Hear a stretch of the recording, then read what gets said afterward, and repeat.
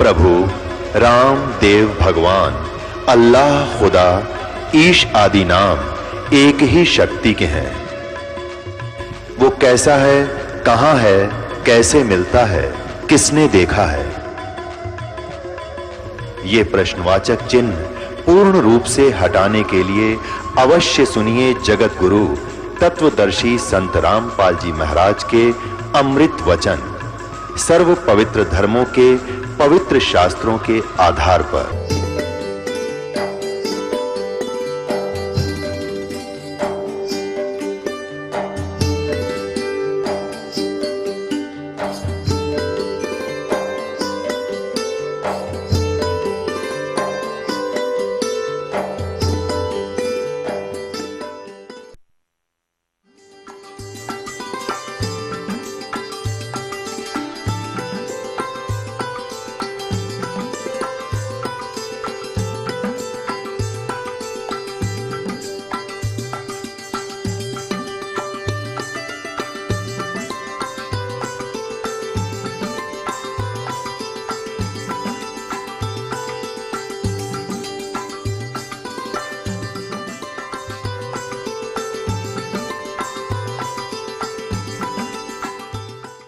परम पिता परमात्मा पूर्ण ब्रह्म सारी सृष्टि के रचनहार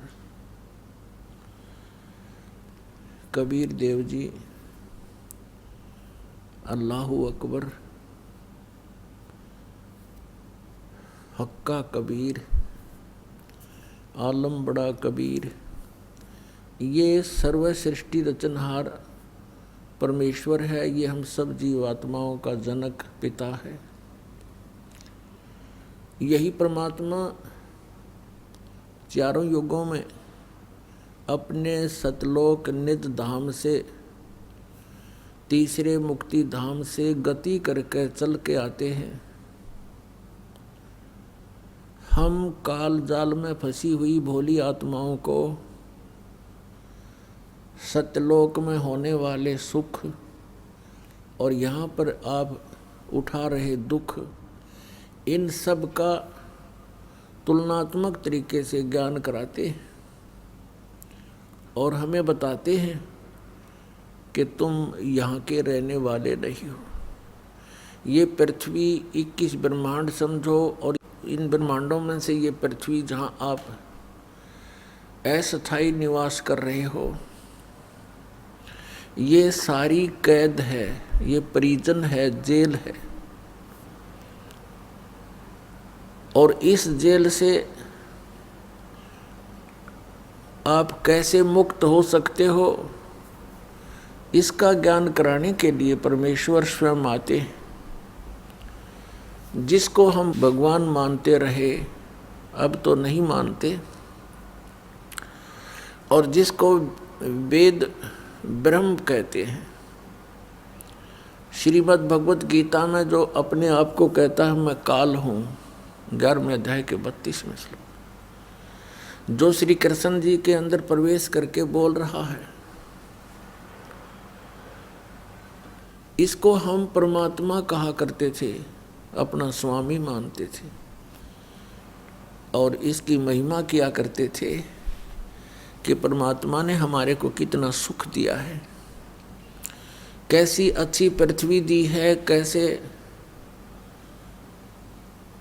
मनोहर झरने बनाए हैं, पृथ्वी के अंदर मीठा और खारा जल बनाया है, कैसे रोक रखा है, कितने अच्छे पदार्थ दिए हैं, काजू किस्मत सेब संतरे और ये सब बाजरा ज्वार गेहूँ कनक सारी,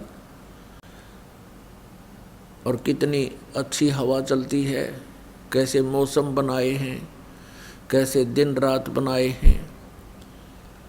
लेकिन हम इन खूबियों से हम इसको भगवान मान रहे थे।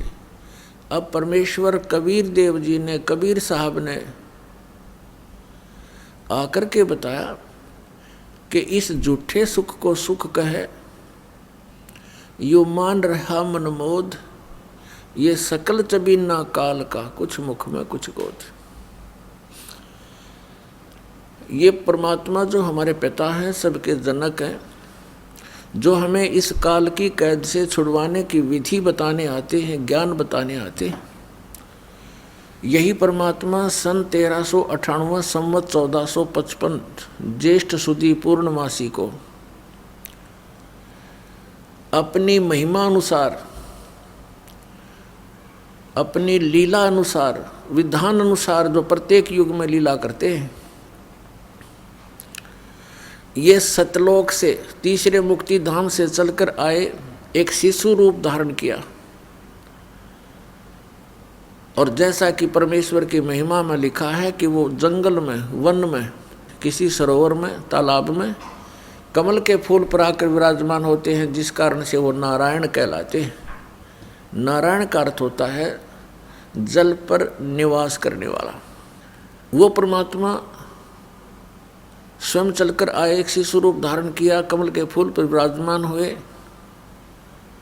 इनके प्रत्यक्ष दृष्टा महर्षि रामानंद जी के शिष्य थे, और एक नीरू नीमा नाम के जुलाहा दंपति, जुलाहा पति पत्नी, वो निसंतान थे। स्नान करने के लिए प्रतिदिन वो उसी सरोवर पर सुबह सुबह जाया करते थे। नवजात शिशु को प्राप्त करके भगवान का शुक्र करते हुए घर ले आए। वही परमात्मा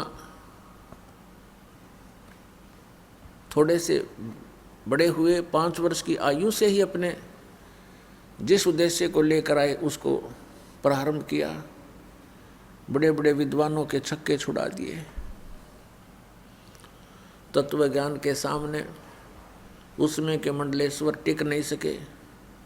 लेकिन अफसोस है कि हम सभी प्रजा उस समय अशिक्षित थे, और इन अज्ञानी ऋषि महर्षि मंडलेश्वरों का दाव लग गया कि कबीर क्या जाने सदग्रंथों के गूढ़ रहस्यों को, क्योंकि सभी सदग्रंथ जैसे पवित्र चारों वेद, पवित्र श्रीमद् भगवत गीता, पवित्र 18 पुराण आदि आदि, ये सभी सदग्रंथ संस्कृत भाषा में लिपिबद्ध हैं। और परमेश्वर कबीर देव जी अक्सर ज्ञान नहीं रखते, और वो मंडलेश्वर नकली कहा करते कि कबीर जी को अक्सर ज्ञान नहीं है, इसलिए वेदों को ये क्या जाने, क्या समझे पुराणों को, जिस कारण से आज तक ये अज्ञान बना रहा। शास्त्र विधि त्याग कर मनमाना आचरण ये अज्ञानी ऋषि महर्षि करवाते रहे। स्वयं भी पाप के भागी नरकगामी हुए, 84 लाख योनियों में कष्ट उठाए, और हमारे पूर्वजों को भी इन्होंने उसी गड्ढे में डाल दिया। पुण्यात्माओं, उस परमेश्वर कबीर देव जी जिसको धानक कहा करते थे, जुलाहा कहा करते थे, उसने आकर के हमें बताया कि तुम कहाँ फंसे पड़े हो, कुछ विचार करो पुण्यात्माओं। परमेश्वर कहते हैं, मात पिता मेरे नाही, ना मेरे घर दासी, और जुल्हे का सुत आन कहाया, जो जगत करे मेरी हंसी। परमात्मा कहा करते थे, ना हम जन्मे ना गर्भ बसेरा, ना हमारा कोई जन्म हुआ, ना हम किसी गर्भ में रहे, और हम सतलोक से चलकर आए, काट नियम की फांसी। अब परमात्मा की इन बातों पर विश्वास किसी को नहीं हो रहा था, क्योंकि हमें अक्सर ज्ञान नहीं था। और ये शिक्षा इस मनुष्य जीव की सबसे बड़ी शत्रु है। हम भले इसको बड़े गर्व के साथ मानते हैं कि शिक्षा नहीं है तो पशु के समान जीव है, नहीं। ऐसे कहने वालों को सबसे पहले ये सोचना चाहिए कि आपके माता पिता क्या पशु थे जिन्होंने कभी शिक्षा ग्रहण नहीं की, और उनका कितना नेक आचरण था, कितने नेक विचार थे, कैसी सद्भावना उन लोगों में थी। और आज के मानव को तोल कर देखो उन महापुरुषों के साथ जिनको शिक्षा नहीं थी। इन शिक्षा से बिगड़े हुए व्यक्तियों को अब सुधारना कितना कठिन हो गया है। अभिमान का अंत नहीं। जरा सी पोस्ट किसी को मिल जा धरती तोल देता है, आगा पीछा नहीं देखता पाप करते समय। तो इस शिक्षा का सबसे बड़ा हमें लाभ हुआ है कि हम इस शिक्षा से परमात्मा पहचान सकते हैं। इसलिए ये परमात्मा ने ये विष हमारे को 3 युगों में नहीं खाने दिया, सतयुग त्रेता द्वापर तक। केवल एक ब्राह्मण वर्ग ही शिक्षा का अधिकारी होता था, अन्य अपने परंपरागत कर्म करते रहते थे, दादाला ही काम किया करते थे और सुख से जीवन व्यतीत करते थे। राग द्वेष नहीं था, कपटता नहीं थी। जब से इस शिक्षा का दौर बढ़ा है तो उसी दिन से हमारे अंदर बहुत परिवर्तन हो गया और अब ये शिक्षा अनिवार्य है, इसको ग्रहण करना चाहिए। प्रत्येक बच्चे और बूढ़े को पढ़ाइए ताकि वो अपने सदग्रंथों को पहचान कर भगवान पहचान ले। इसका सबसे बड़ा लाभ हमें अब होगा। अब भले ही मानव बिगड़ गया है, क्योंकि दास का जन्म 8 सितंबर 1951 को हुआ। उस समय तक शिक्षा नाम मात्र भी नहीं थी। बहुत ही हजारों में कोई 2-4 शिक्षा ग्रहण किया करते थे और उसके बाद ये शिक्षा का ऐसी बाढ़ आई क्योंकि परमात्मा ने ये शिक्षा देनी थी।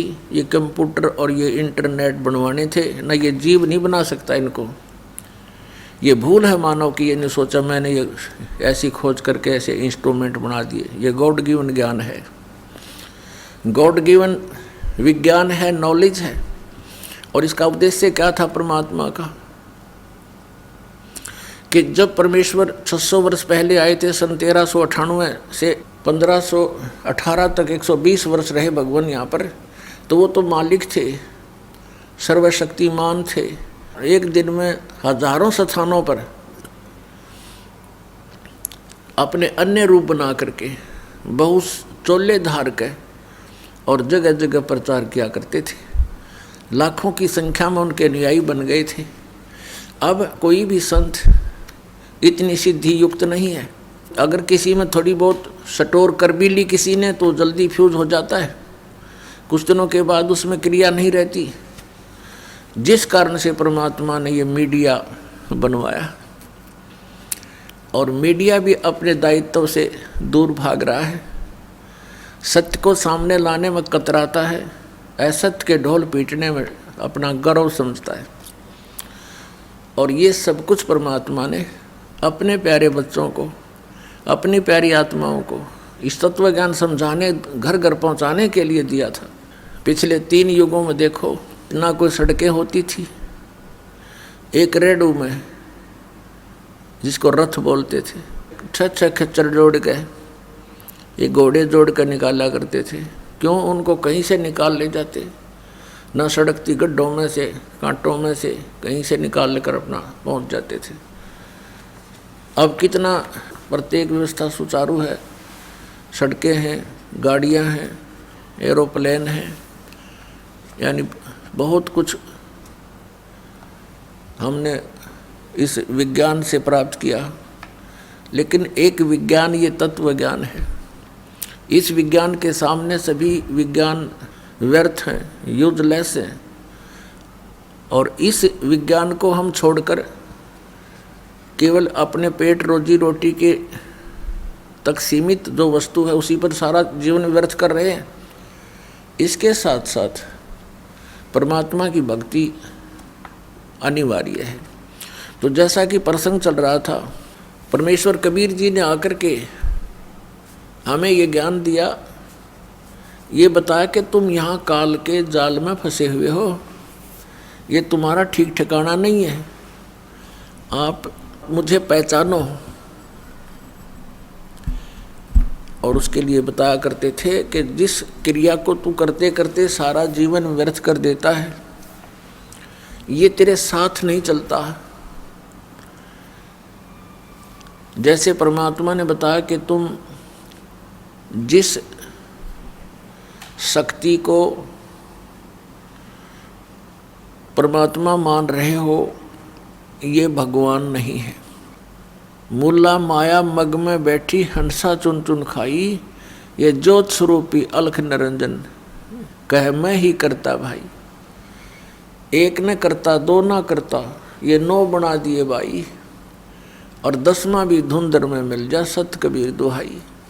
क्या बताते हैं कि ये ज्योत निरंजन काल कहता है मैं ही भगवान हूँ और कोई परमात्मा नहीं है।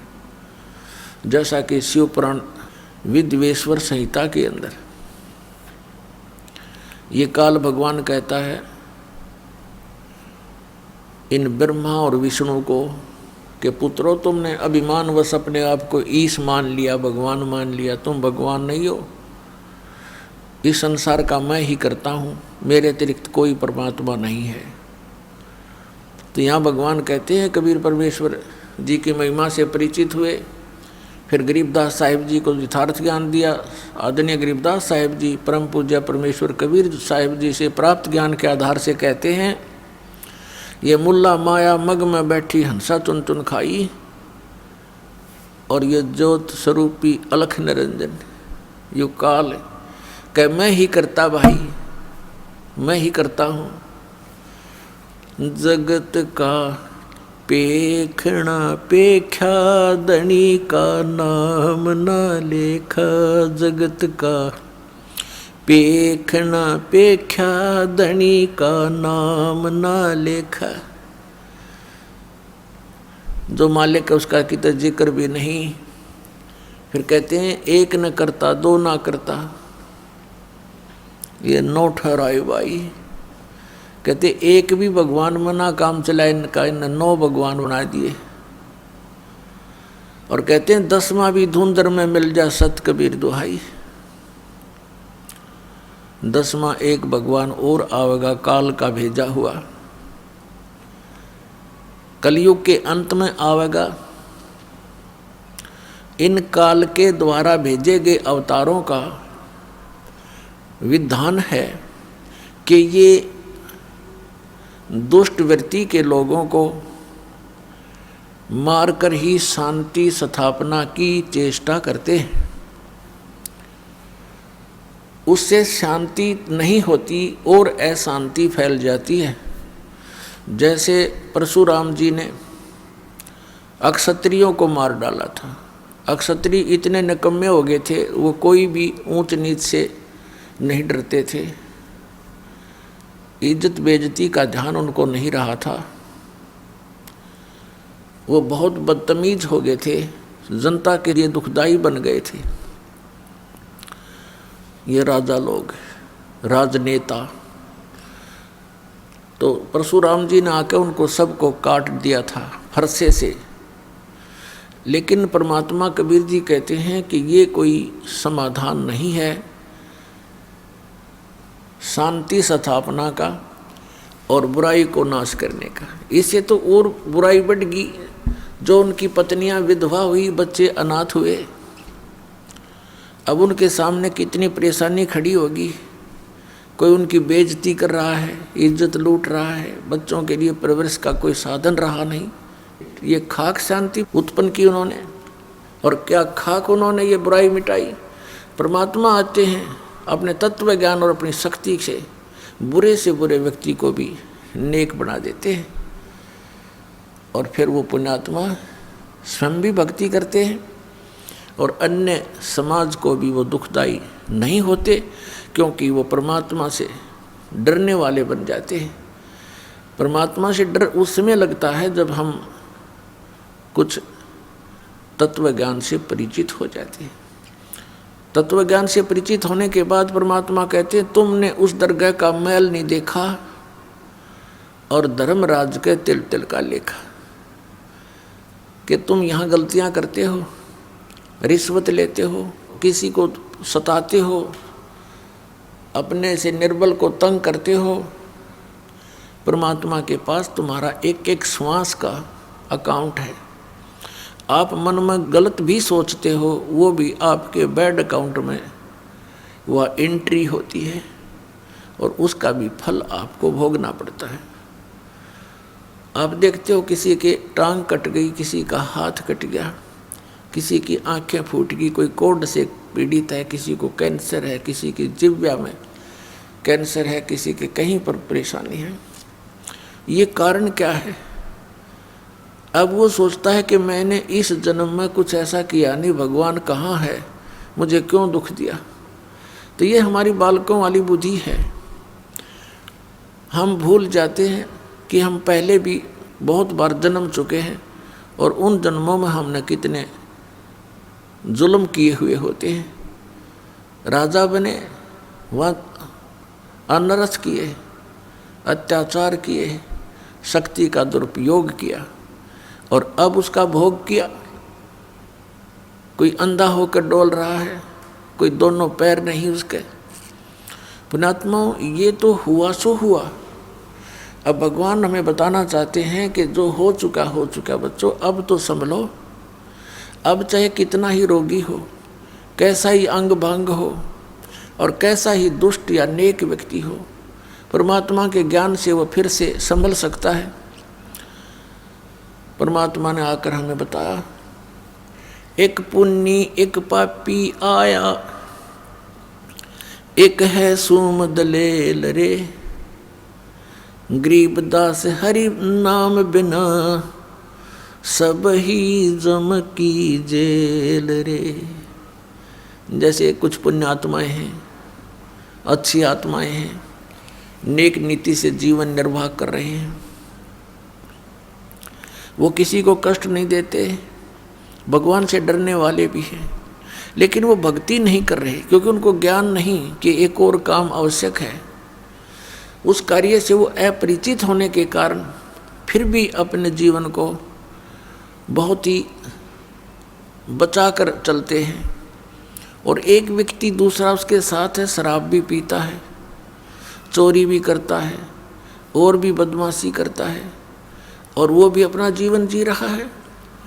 और फिर क्या होता है, इन दोनों में अंतर क्या है?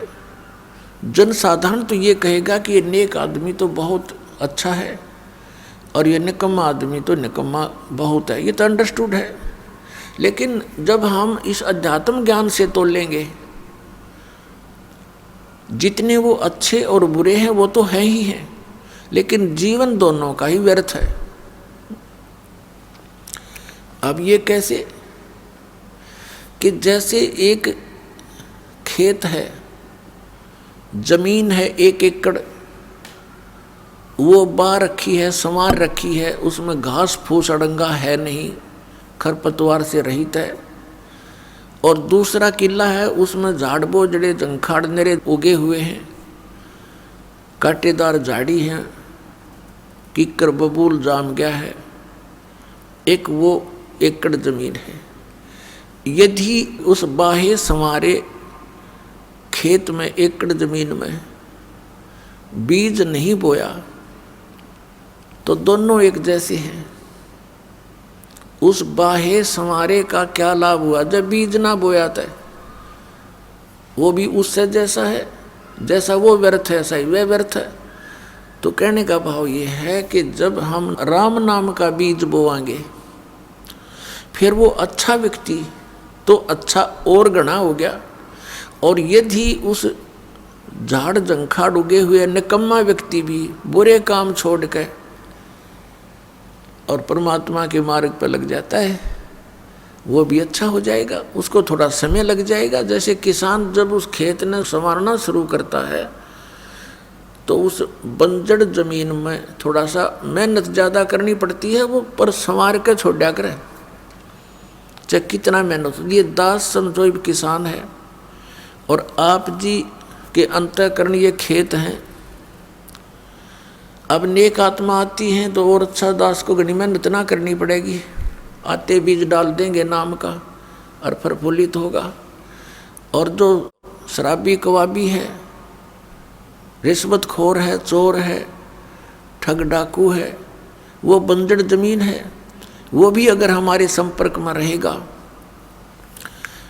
तो किसान का उसके ऊपर कभी कस्सी बजेगी, कभी ट्रैक्टर चलेगा और कभी हल से, तो उसको साफ करके छोड़ देगा और फिर दोनों एक से हो जाएंगे। जब ही सतनाम हृदय धरो, भयो पाप को नाश। जैसे चिंगारी अग्नि की बाई, पड़े पुराने घासी। अब जैसे कोई पाप गणे इकट्ठे कर रखे हैं, परमात्मा की शरण में आ जाए, मर्यादा में रहे, तो फिर सतनाम का जो जाप है ये 2 अक्षर का है, जिसमें एक ओम मंत्र है, दूसरा तत्व सांकेतिक है। ये दास बताओ, इन दोनों का श्वास उस श्वास से सिमरण करना पड़ता है। तो इस सतनाम के जाप से आपके संचित कर्म नाश हो जाते हैं, जो युगों युगों का ढेर लगा पड़ा है। उन्हीं में से आपको कुछ पुण्य कुछ पाप निकाल के ये एक मानुष जीवन दिया जाता है। और फिर आपके प्रारब्ध में भी अगर कोई कष्ट है, आपके इस जीवन में जो लेख लिखे गए हैं, आपकी किस्मत बनाकर भेजी है भगवान ने, इस धर्मराज ने, तो उसमें भी यदि आपका कोई दुख, कर्म पाप कर्म के कारण कोई कष्ट आना है, वो भी इस सतनाम के जाप इस दास से प्राप्त करके, अपनी मर्जी से जाप करने से नहीं, किसी डुप्लीकेट व्यक्ति से जो अधिकारी नहीं है उससे उपदेश लेकर के वो नकली कहीं भ्रमित भी कर रहा हो, तो उससे भी कोई लाभ नहीं होगा। तो फिर आपका प्रारब्ध का पाप भी नाश हो जाता है। तो पुण्यात्माओं, एक पुण्य एक पापी आया, एक है सोम दलेल रे। गरीबदास हरि नाम बिना, ये सब ही जम की जेल रे। कहते जब तक सतनाम आपको प्राप्त नहीं होगा, पापी है वो नरक में चला जाएगा, को पुण्य करता वो स्वर्ग में। फिर दोनों खाली हो गए, पाप वाला नरक में पाप खत्म करके, स्वर्ग वाला स्वर्ग में पुण्य खत्म करके, और फिर वह दोनों वापस यहाँ पर इसी काल की जेल में।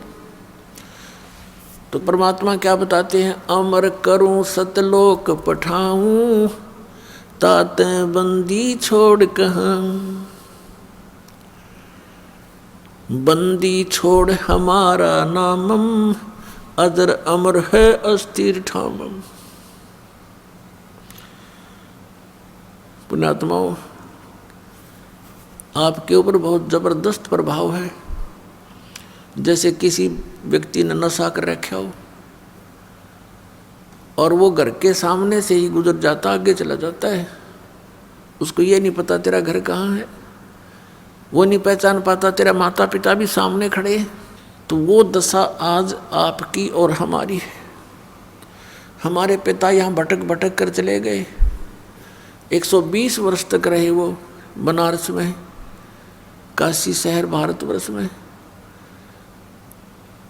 सन 1398 से सन 1518 तक एक अपने विधान अनुसार एक सिंपल मैन की, एक साधारण मनुष्य का रोल भूमिका करके, और वो परमात्मा अपना तत्व ज्ञान प्रचार करके, और जो लीला भगवान किया करते हैं वो करते ही करते हैं। ऐसी लीलाएं उन्होंने की और हमें समझाने की चेष्टा की, लेकिन हमारा ये अज्ञान आगे अड़ा रहा, जिस कारण से आज तक हम भटक रहे हैं, अपने भगवान को पहचान नहीं पा रहे हैं। आप बहुत कष्ट उठा रहे हो, लेकिन एक शराबी व्यक्ति हो या भांग का नशा कर रखा हो, वो कहीं पड़ा रहे, धूप और छाया का उसको पता ही नहीं। उसको तो वो जून महीने की गर्मी भी, जिसमें उसको पसीना आया हुआ है, बाहर पड़ा है, हरियाणा पंजाब राजस्थान उत्तर प्रदेश मध्य प्रदेश की गर्मी में, उसमें उसको कोई कहे जो बाहर पड़ा हो नशा करके कि उठ ले भैया, देख तेरा क्या हाल हो गया है, पसीने आए हैं, मुंह में झाग आए हैं, चल तुझे छाया में बैठा दूं। वो कहता छोड़ दे, मौज हो रही है। उसको पता ही नहीं मौज क्या है, क्योंकि नशे में है वो। तो आज हम उसी दशा में है, सच कर मान लेना। चाहे यहाँ प्रधानमंत्री बना हो, चाहे सारी पृथ्वी का पति बना हो, वो इसी नशे में बातें कर रहा है। अब पुण्यात्मा परमात्मा कहते हैं, इस झूठे सुख को सुख कहे, ये मान रहा मन मोद, ये सकल चबीना काल का, कुछ मुख में कुछ गोद। फिर क्या बताते हैं, कबीर ये माया अटपटी, सब घट आण अड़ी, किस किस को समझाऊं या कुएं बांग पड़ी। इस 21 ब्रह्मांड के कुएं में इस काल भगवान ने, जो यहाँ का स्वामी है, यहाँ का मालिक है, इसने ये झूठे सुख की इस माया की भांग डाल दी और सभी ने उसी के जल को पान कर रखा है, पी रखा है। अब आप शाम के समय किसी ठेके पर जाकर देखो, वहाँ से पी कर टीटी बनकर से 100 जने आ रहे हों, रास्ते में उनसे बात करके देखना, एक जैसी भाषा, एक जैसी चाल, एक जैसा उनका बर्ताव होगा। ऐसे बोल रहे तुम सिर पाँव हैं या बोल रहे नहीं, चल अपना काम करें, समझाने की चेष्टा करें तो माने नहीं। तो इस प्रकार से हम उसी काल की भांग को पीकर मस्त हुए फिरते हैं। और परमात्मा कहते हैं, कबीर ये माया अटपटी, सब घट आण अड़ी, और किस किस ने समझाऊं या कुएं बांग पड़ी। लेकिन फिर कितने दयालु हैं, एक शराबी को समझाना कितना कठिन हो जाता है, पूरे परिवार के नाक में दम कर देता है। और हम सारे बांग पिए पड़े, और फिर हमें समझाने के लिए हमारे पिता आते हैं, क्योंकि अपने का दुख अपनों को ही होता है। इस काल यहाँ का जो भगवान है, इसको भगवान कहते हैं। भगवान उसे कहते हैं जो दुख ना दे, केवल सुख दे। ऐसे जुल्म कहर हमारे ऊपर टूट रहे हैं, बरस रहे हैं, और फिर हम कहते हैं ये बड़ा भगवान है, ये अच्छा भगवान है। किस लिए भगवान माना हमने, कि देखो कितने अच्छे काजू किस्मत सेब संतरे फलदार वृक्ष हमें दे रखे, फल दे रखे, और ये इतनी बड़ी पृथ्वी पर कैसे बाग बगीचे बना रखे हैं। ये किस लिए बना रखे हैं? और आपको फिर वो भूल जाते हो कि आप किसी का बेटा मर गया, किसी की बेटी मर गई। पीछे सी समाचार पत्र में पढ़ने को मिला, यहाँ बच्चे बता रहे थे कि एक परिवार ने मन्नत मानी, किससे? बालाजी से। उनका पुत्र हो गया, और उस पुत्र के केस उतरवाने के लिए, मत्था टेकवाने के लिए उस बालाजी में जा रहे थे। 4-5 सदस्य थे, 7वां छोटा सा लड़का था, 3 महीने का। रास्ते में दुर्घटना होगी, वो बच्चा बच गया और वो सारे मर गए। बताया खाक मन्नत दी उसने, किसने दी? ये भी भूल है हमारा कि उसने पत्थर ने दे दी, उस बालाजी ने दे दी।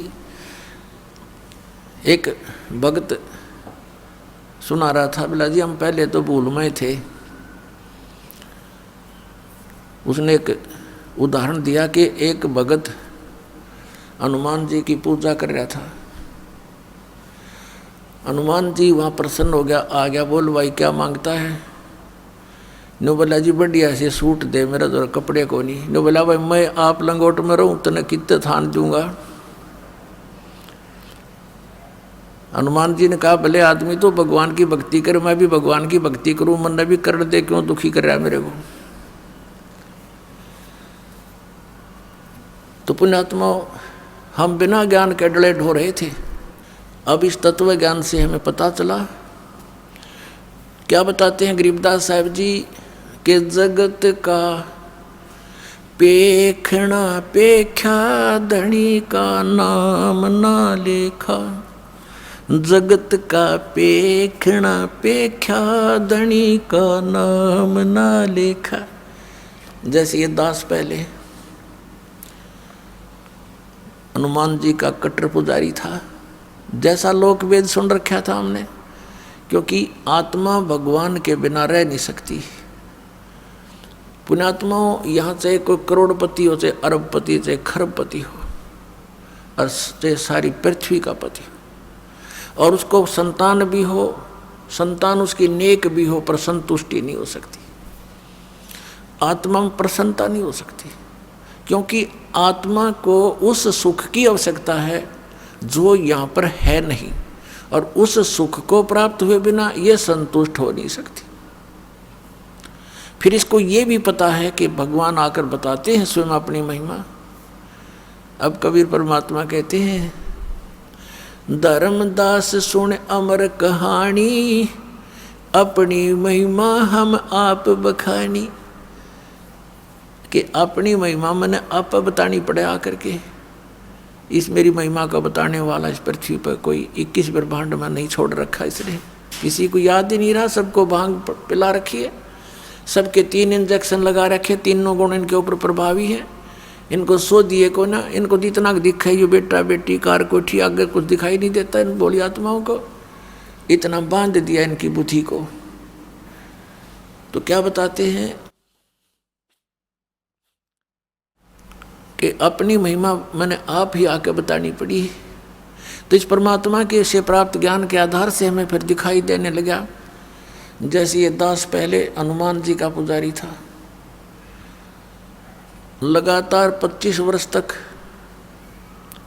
यानी 10-12 वर्ष का ये दास ऐसे अपने साथी विद्यार्थी से सुनकर कि हनुमान चालीसा का 7 बार पाठ करना चाहिए प्रतिदिन, और श्री कृष्ण भगवान परम शक्ति है, वो ब्राह्मणों का लड़का था और हम ऐसे कुल में जन्म लिया हुआ था, अच्छे आदमी सारे थे, लेकिन राम नाम का आसपास नहीं थे।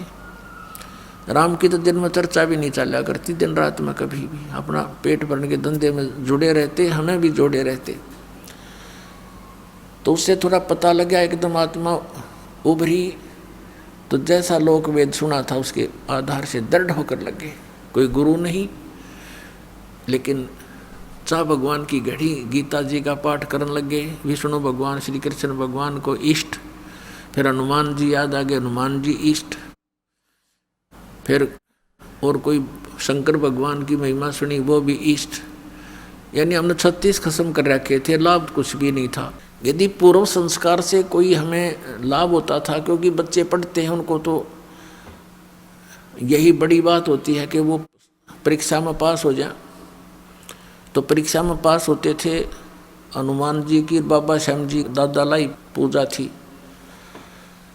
उनका शुक्र मनाते, फिर श्री कृष्ण जी विष्णु जी का शुक्र मनाते, फिर श्री शंकर भगवान का शुक्र मनाते और खुश हो जाते, बस पास हो गए, फिर भूल जाते, अगली परीक्षा में फिर याद करते बस।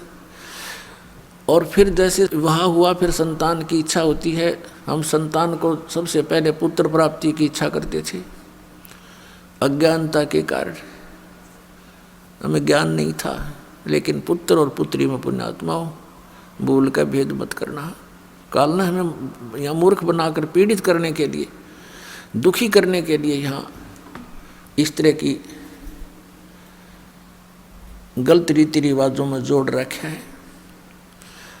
तो पुत्र उत्पन्न हुआ, बड़ी खुशी मनाई, नौकरी प्राप्त हुई, फिर भगवान के गुण गाए। अब पता चला कि जिन भगवानों को हम ये मान रहे थे कि ये हमें सब कुछ दे रहे हैं, वो ना कुछ दे सकते ना हमसे कुछ ले सकते।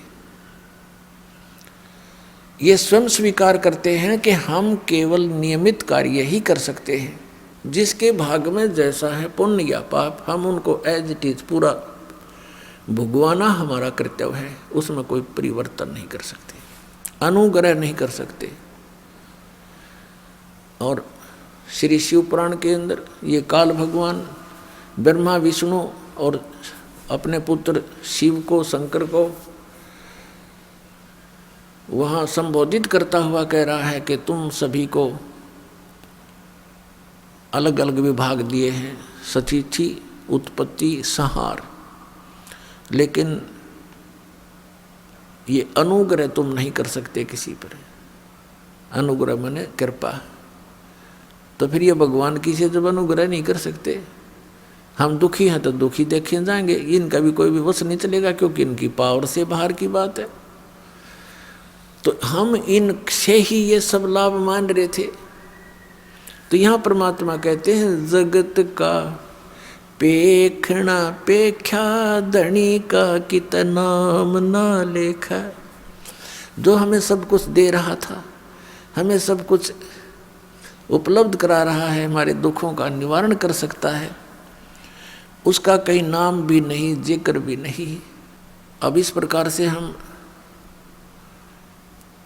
परमात्मा की भक्ति महिमा से अपरिचित होकर के ये सब क्रियाएं कर रहे थे और इन भगवानों पर आश्रित थे। कबीर परमेश्वर जी कहते हैं कि धर्मदास सुन अमर कहानी, हमने अपनी महिमा आप बखानी। क्या बताते हैं परमात्मा कबीर परमेश्वर जी? कबीर पीछे लग गया जाऊं था मैं लोक वेद के साथ, रस्ते में सतगुरु मिले भाई दीपक दे दिया हाथ।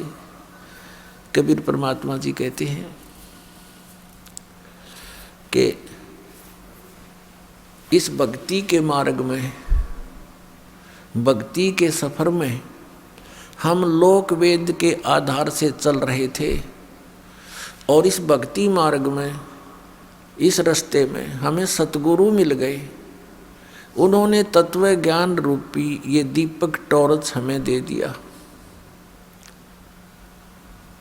अब हम इस तत्व ज्ञान यथार्थ भक्ति मार्ग रूपी टॉर्च तत्व ज्ञान की रोशनी में हम पथ भ्रष्ट नहीं होंगे, हम कुमार्ग पर नहीं जाएंगे, हम सुमार्ग पर चलेंगे और अपने घर पहुंच जाएंगे, यानी मोक्ष प्राप्त कर लेंगे। तो परमेश्वर ने स्वयं अपने ऊपर उदाहरण देकर बताया है कि पीछे लग गया जाऊं था लोक वेद के साथ। अब जैसे पुण्यात्माएं हैं, ये भटक रही है भगवान के लिए, लेकिन इन काल के दूतों ने इस काल प्रेरणा से स्वयं भी इनको ज्ञान नहीं है, ये अब अभिमानी बन गए हैं, इतना सच्चाई को देखकर भी ये मानने को तैयार नहीं है, क्योंकि ये आपके हितैषी नहीं है, ये आपके शत्रु का रोल कर रहे हैं। जब तक ज्ञान नहीं था तो पुण्यात्माओं ये सोच सकते हैं कि भी इनसे गलती बन गई संतों से, और अब ये दास क्लियर कर रहा है, इनके सब के इतिहास दिखा रहा है कि मैं इनका कोई शत्रु नहीं हूँ, इनका मित्र का काम कर रहा हूँ। ये अपने अभिमानवश भले ही मुझे अपना विरोधी मान रहे हो, ये इनकी बालक सोच होगी। हम ऐसे भयंकर दौर से गुजर रहे हैं, हम ऐसे खतरनाक समय में इस लोक में रह रहे हैं कि हम जिस ओर जा रहे हैं आगे वो अजगर मुंह खोले बैठा है, ये काल रूपी अजगर, और सबको खाता है। गीता अध्याय नंबर 11 के श्लोक नंबर 32 में स्वयं कहता है कि अर्जुन मैं काल हूँ और ये देख अब प्रवृत्त हुआ हूँ, अब तेरे सामने प्रकट हो गया हूँ, श्री कृष्ण से निकल कर बाहर दिखाई दे रहा, और मैं इन सब को खाऊंगा। तो ना युद्ध करेगा तो भी नहीं बख्शूंगा इनको। तो हम उसको पूज रहे हैं, देख फुटे भाग हमारे, उसको भगवान मान रहे हैं, वो कहता मैं खाऊं सबको, फिर भी हम संतुष्ट, क्योंकि हमारी बुद्धि इतनी ही काम कर रही थी कि ये तो मरना जीना लगा हुआ है। वाह भाई वाह, फिर क्या जीवन यहाँ पर, सारा जीवन खो देता है प्राणी अपने कोठी बंगले बनाने में, 1 मिनट में मर जा, कुत्ता बन के वहीं धूम लगाए फिर जुलूस काट देता है हमारा। ये खाक जीवन है यहाँ पर नहीं ज्ञान था तब तक कोई बात नहीं, वो तो व्यवस्था थी, मजबूरी थी। अब क्या है, सामने इतिहास रख दिया, भगवान ने जो ज्ञान दिया वो आपके समक्ष उजागर करवा दिया परमपिता कबीर भगवान ने अपने बच्चों के लिए। और ये तत्व ज्ञान रूपी आपको आंखें दे दी, आपका अज्ञान रूपी मोतियाबिंद का ऑपरेशन कर दिया, और अब भी जानबूझकर कुएं में पड़ो। तो उसके लिए परमात्मा कहते हैं जानबूझ साची तजर करे झूठते ने, ताकि संगत है प्रभु सोपन में भी ना दे। इसे नीच की वो गुरु बना बैठे, ऐसे प्रत्यक्ष प्रमाण दिखा दिए, ऐसा भगवान है, ये उसका विधान है, इस भक्ति से भगवान प्राप्ति होगी। ये वेदों में प्रमाण, ये गीता जी में प्रमाण, ये उन महापुरुषों की वाणी में प्रमाण जिन्होंने भगवान पाया है, ये मंत्र है, और इस मंत्र का अधिकारी इस पृथ्वी पर इस दास के अतिरिक्त कोई नहीं है। इसको अभिमान समझो चाहे तत्व ज्ञान समझो, ये आपकी अपनी सोच है।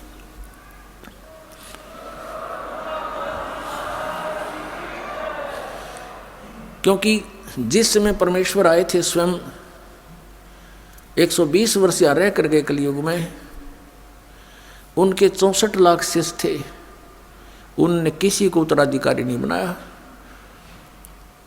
कि अन्य को भी कह दूं तू नाम दे दिया करे। इस नाम का देना कोई बालकों का खेल नहीं। एक अनमोल जीवन, मनुष्य जीवन के साथ खिलवाड़ करना इनके जीवन को नष्ट करना मात्र है, और अपने सिर पर भार धरना।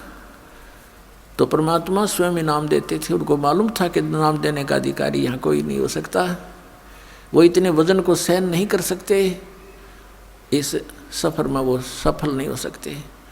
तो उस समय परमात्मा ने स्वयं ही 64 लाख शिष्यों को स्वयं ही उपदेश दिया था। और आज इस दास को, अपने वफादार कुत्ते को आपके लिए भौंकने के लिए, धनियों को जगाने के लिए अब फिर भेज दिया। ये दास लगातार सन 1994 से भौंक रहा है, और अज्ञानता के कारण सभी ये समझते हैं कि निंदा करता है रामपाल, ये तो संतों की आलोचना करता है। पुण्यात्माओं, जरा ध्यान से सुनो इस दास के वचनों को, और जो प्रमाण दिए जाते हैं उन्हें गहराई से सोचो। आपने फिर आलोचना की परिभाषा ही नहीं पता, आलोचना कहते किसे हैं। जैसे किसी व्यक्ति ने नकली नोट छाप दिए 500 के, जनता को ठग रहा था, सरकार को पता चला, ओरिजिनल और डुप्लीकेट दोनों नोट साथ साथ रख के मीडिया में, समाचार पत्रों में प्रिंट करके भेजे, टीवी पर दिखाए कि भाई ये नकली है, ये असली है। अब कोई कहे कि सरकार तो किसी के नोटों की आलोचना कर रही है, तो कौन कह सकता, या तो उस ग्रुप का होगा, या कति महामूर्ख व्यक्ति, और या फिर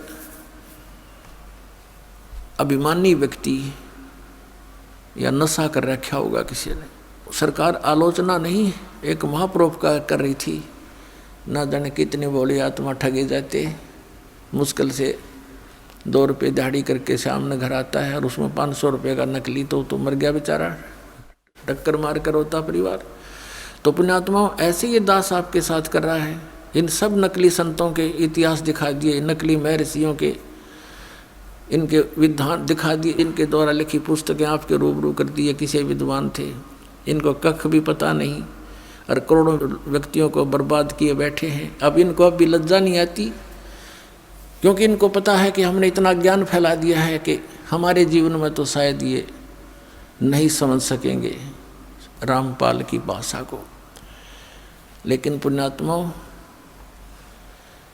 परमात्मा के बच्चे हैं सभी, वो संत भी भगवान के बच्चे हैं, वो भी उनके लिए बुरे नहीं हैं। लेकिन परमात्मा तो उस जड़ को पकड़ता है कि ये सभी काल ने भ्रमित कर दिए, और अब भी इस दास के भौंकने से ये जाग गए। क्योंकि आप धनी आत्मा हो जो भगवान के लिए तड़प रहे हो, जा रहे हो, घूम रहे हो, और आपको जगाने के लिए दास भेज दिया अपना कुत्ता, और अब भी आप नहीं जागोगे तो फिर आपने घनी भांग पी रखी है काल की। फिर सुबह उठोगे तो आपका बहुत नुकसान हुआ मिलेगा। उठोगे कब? जब आपकी मृत्यु हो जाएगी। फिर आपके चारों तरफ यम के दूत खड़े होंगे, और आप देख रहे होगे मेरा बेटा कहाँ, मेरी बेटी कहाँ, मेरा कार कहाँ, मेरी कोठी कहाँ। कहते हैं सपना सा जा टूट उठ के मूंड पकड़ रोए, तेरा ये स्वप्न सा टूटेगा। जैसे सपने में एक भगत कह रहा था, बोला जी मैं वैसे तो रिक्शा चलाता हूँ और कार की इच्छा रखता था, मेरे पास भी कार हो। एक दिन सर्दियों के दिन थे, गहरी नींद आ गई, और मैंने सपने में जैसे मैं कार ले खरीद ली, और बैठ के कार में और स्पीड तो चला रहा हूँ। आगे मैंने ब्रेक लाना चाहा, ब्रेक लगे नहीं, तो गाड़ी टकरा गई, एकदम आँख खुली, तो पैर देखा, रजाई पार कर गया, टूटी ही छोड़ थी रजाई, उसका मांग पार कर गया पैर मेरा, वो ब्रेक लग गया था, वह रजाई भी पाट गई। तो सुबह उठा तो देखा ना वो कार थी, और वह रजाई और पाडली लात मारे मार के। तो कहने का भाव ये पुण्यात्माओं कि उस जब तुम्हारा यह शरीर छूटेगा तब तुम जागोगे, फिर तो उस रजाई में पाँव फंसा पाओगा आपका। चारों तरफ यम के दूत खड़े होंगे और फिर देखोगे कहाँ मेरी बेटी, कहाँ मेरा बेटा, कहाँ कार मेरी कोठी। और फिर देखो कितनी दुर्गति करता है आपकी। पहले तो तपस्या पर डाले जाओगे। एक स्थान ऐसा होता है वहाँ से अचानक यमदूतों के हाथों से भी वो जीव निकल जाता है। तपस्या पर डाला जाता है, वहाँ भून कर बुरा हाल करता है इसका, उससे गंध निकालता है सूक्ष्म शरीर से, फिर वापस भेज देता है। तब तक वो यम के दूत वही इंतज़ार करते हैं और वो सोचते हैं कि भगवान के पास गया है, वहाँ से वापस आएगा। और फिर वो पकड़ कर ले जाते हैं धर्मराज के पास। धर्मराज जैसा भी उसका विधान अनुसार बना देता है कि जा तू प्रेत बन। अब वो प्रेत बनाकर भेज दिया जाता है। पहले ये 13वीं क्यों मनाया करते थे और 17वीं क्यों मनाते थे कि 13 दिन तक इस जीव का ये नहीं पता यूँ कहाँ रहता है, उनको पता ही नहीं था। अब 13वें दिन आवे सारे कोल्लू में गए पीठ पड़ के तपस्या पर बन के। धर्मराज के दरबार में लाइन लग जाती है, इसका नंबर आता तब इसको आगे योनि प्राप्त होती है। तो 13वें दिन फिर यो नीचे पटक दिया जाता है। फिर ये आता अपने घर, जहाँ आशा तहाँ बादशाह हुई, कहते कि गधा बनेगा, किसी का पशु बन जाएगा उसी परिवार में, या कुत्ता बनकर उसी गली में सैर सपट्टे कर रहा होगा, या प्रेत बनकर फिर वहीं आता है घर पे। और ये घर पे आकर के क्या कहता, बेटा देख मैं आ गया हूँ, बेटी मैं आ गया हूँ। वो सूक्ष्म शरीर है, उसको बोलने के लिए स्पीकर चाहिए एक स्थूल शरीर का, वो उसका खत्म हो गया। अब वह धक्के खा रहा है, वहीं भटक रहा है, कोई उसकी सुन नहीं रहा। वो सोचता है देख कैसा परिवार है, मेरी एक बात नहीं मान रहा है। फिर काफ़ी दिन के बाद उसको दूसरे भूत मिल रहे के भगत तो भूत बन गया ही वे, अब को नहीं अपना ब्योते हैं। तो ये ऐसे भी दुखी करता है, हर तरह से परेशान किया जाता है। तो जो प्रसंग चल रहा है उसी पर आते। अब कहने का भाव ये है पुण्यात्माओं कि इस परमात्मा की सतभक्ति करने से आपने ना भूत बनना, ना 13वीं की जरूरत, ना 17वीं की आवश्यकता, ना फिर पिंड भरवाने। इन पिंड भरवाने के सहारा लगे क्या फायदा मिलता है? नथिंग। परमात्मा कहते हैं भूत जुनी जहाँ छूट है पिंड दान करंत, गरीब दास जिंदा कहे नहीं मिले भगवंत। पिंड दान कर दिया, भूत की जुनी छूट गई, हर गधा बन गया, होगी मुक्ति है तेरे की। अरे इस साधना से, इस भक्ति से सारा ही झंझट मिटे। जय सतगुरु की संगत करते सकल कर्म कट जाई, अमरपुरी पर आसन होते जहां धूप ना छाई। अब प्रसंग चल रहा है कि पीछे लग गया जाऊं था मैं लोक वेद के साथ, रस्ते में सतगुरु मिले दीपक दे दिया हाथ। अब जैसे परमात्मा की आत्माएं परमात्मा के लिए भटक रही है, ढूंढ रही हैं, खोज रही हैं, तो परमेश्वर कहते मैं रोवत हूँ सृष्टि को, ये सृष्टि रोवे मोहे। गरीबदास इस योग को समझ न सकता कोई। आदरणीय गरीबदास साहिब जी गांव छुड़ाने जिला झज्जर वाले, हरियाणा वाले, इनको परमात्मा मिले, आदरणीय नानक साहिब जी को मिले थे, आदरणीय गीसा साहिब जी को मिले थे, आदरणीय दादू साहिब जी को मिले थे। जैसा भगवान मिलता है अपनी अच्छी आत्माओं को, उसका विधान है, वेदों में वर्णित है। उस अनुसार वो परमात्मा गरीबदास साहिब जी को मिले थे, सचखंड सतलोक लेकर गए थे, फिर वापस छोड़ा था। परमात्मा से परिचित होकर के आदरणीय गरीबदास साहिब जी ने परमेश्वर की महिमा फिर अपने शब्दों में उनसे सुने ज्ञान को कैसे वर्णित किया था। उन्होंने क्या बताया कि ये प्यारी आत्माएं परमात्मा के लिए भटक रही हैं। कोई कहीं, कोई किसी मंदिर मस्जिद गुरुद्वारे में या तीर्थों पर जाते हैं, वहाँ पर मेले भरते हैं, तो परमात्मा कहते हैं मेले ठेले जाइयो, मेले बड़ा मिलापे, पत्थर पानी पूजत्या कोई साधु संत मिल जाते। परमात्मा कहते इस परमात्मा की खोज न बंद ना करियो, इसमें हार मत मानना, लगे रहना, जाते रहना कहीं कहीं। जैसे तुम भटक रहे थे लेकिन लाभ तो कोई था नहीं, उसके लिए क्या बताते हैं कि धार्मिक मेले जहाँ होते हैं अवश्य जाते रहिए। और कहते हैं पत्थर पानी पूजते हैं कोई साधु संत मिल जाए। उन पत्थर पानी में धक्के खांडते भटकते रहने से हो सकता है भगवान दया करें कोई साधु संत मिल जाए। अब पहले तो साधु संत मिलते भी थे तो थोड़ा बहुत कुछ दिन हम संग करते थे उन महापुरुष के, स्वयं आते थे। कबीर परमात्मा भी साधु रूप में जगह जगह भक्ति जीवित रखने के लिए लीला किया करते थे। फिर अपने से परिचित कराकर उन महापुरुषों को छोड़ देते थे, वो भी जगह जगह जा करके परमात्मा के गुणगान किया करते थे। जैसे आदरणीय गरीबदास साहिब जी को परमात्मा मिले, सचखंड ले गए, छोड़ा, उसके बाद उन्होंने जगह जगह जा करके भगवान का गुणगान किया। ऐसे आदरणीय नानक साहिब जी को बेई नदी से जिंदा महात्मा के रूप में आकर परमात्मा लेकर गए, साथ में सचखंड ले गए, 3 दिन में वापस छोड़ा, सारी परिस्थिति से परिचित करवाया, अपना तत्व ज्ञान फीड कर दिया। उसके बाद आदरणीय नानक साहिब जी ने जगह जगह जा करके परमात्मा के ज्ञान का डंडोरा पीटा। अब क्या बताते हैं कि मेले ठेले जाइयो, मेले बड़ा मिलाप, पत्थर पानी पूजते कोई साधु संत मिल जाते। ये महात्मा भी वहीं जाते थे जहाँ भक्त इकट्ठे होते थे। तो क्या बताते हैं परमात्मा कि वहाँ जैसे कोई संत मिल गए तो हम उनके ज्ञान से प्रभावित भी होते रहे। उन पत्थर पानी पूजते समय हमें कोई संत मिल जाते, उनसे चर्चा भी करते, कुछ दिन उनका संग भी करते, तो उससे हमें कुछ लाभ भी होता। फिर हमें भ्रमित कर देता कोई अज्ञानी काल का दूत कि ये क्या जाने जो ज्ञान तुम सुना रहे हो ब्रह्मा विष्णु महेश से ऊपर कोई शक्ति है, ये तो झूठा है, कोई प्रमाण नहीं। क्योंकि हम शिक्षित नहीं थे इसलिए हम भ्रमित हो गए।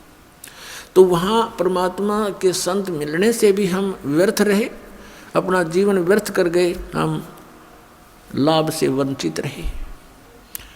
अब क्या बताते हैं परमात्मा, चारों युग में संत पुकारे और कूक कहा हम हेल रे, हीरे माणक मोती बरसे ये जग चुगता डेल रे।